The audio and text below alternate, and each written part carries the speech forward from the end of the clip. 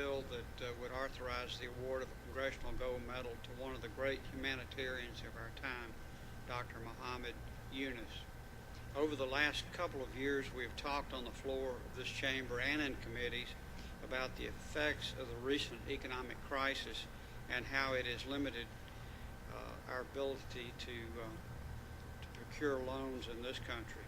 We all know that credit is the lifeblood of both business and daily life, and that businesses need capital to invest in tools, labor, and raw materials, and that individuals need credit for both short-term needs and long-term investments, such as college education or to buy a house or a car. The need to free up credit in the United States is important, but in this great country that offers so much for us to enjoy, it is easy to lose sight of how serious the need for credit is elsewhere.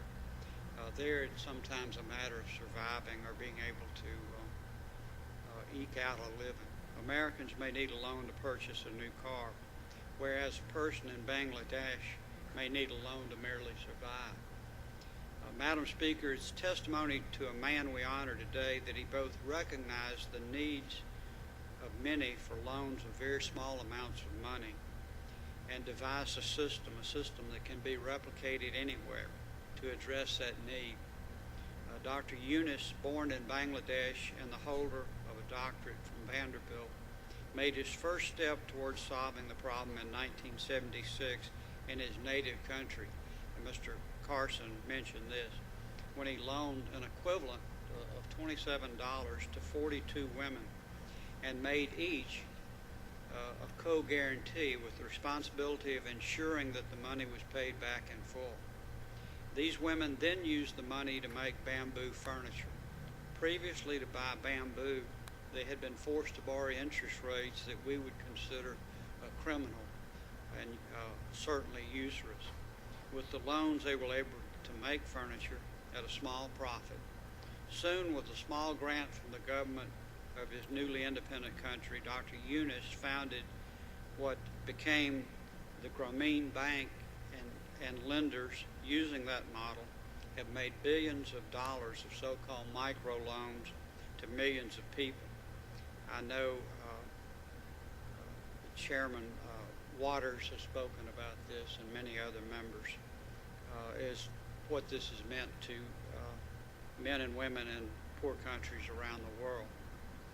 More than 90% of the borrowers are said to have been women. In the years since the founding of the bank, the Grameen model has blossomed, spawning variations that include nonprofits and for-profit investments in projects ranging from information technology and communications to food production, with partners ranging from small local companies to giant multinationals. One project has funded the installation of nearly 500,000 small solar electrical plants producing power for off-the-grid people in Bangladesh. I remember reading Robert Cairo's book about Lyndon Johnson and what electricity meant to the hill country of Texas. The miracle that we saw in America a century ago is being repeated in these countries now, the miracle of electricity. But this micro lending model is not confined to small, poor developing countries. It's found its way to Canada and even the United States.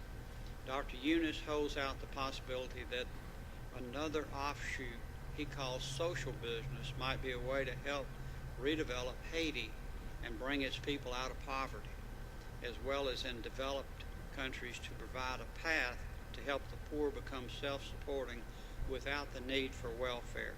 Through all of this, Dr. Yunus has been not only a visionary innovator, but a tireless advocate for the model that he believes can ease and even end poverty.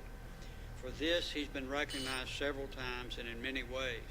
He and the Grameen Bank were co-recipients of the Nobel Peace Prize in 2006, and in 2009, Dr. Yunus received the Presidential Medal of Freedom from President Obama. It is now time that Congress, in a bipartisan way, honors such a devoted and selfless individual. And that's what we do today with 296 co-sponsors. I commend Senator Durbin for introducing this bill, commend the gentleman from New Jersey, Mr. Holt, who introduced the House Companion Bill, H.R. 2000. With passage today, this bill will go directly to the President's desk. This is just one of many examples of how a small amount of money changed the lives and the fortunes and the futures of families and countries around this world. I think of a book I just completed in the last year, Greg Mortensen's 3 Cups of Tea, where a gentleman from California went to really the tribal areas of Pakistan and helped build a school and educate children for just what we would call insignificant amount.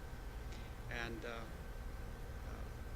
it truly is I think, an inspiring thing to read of people of this character and this commitment.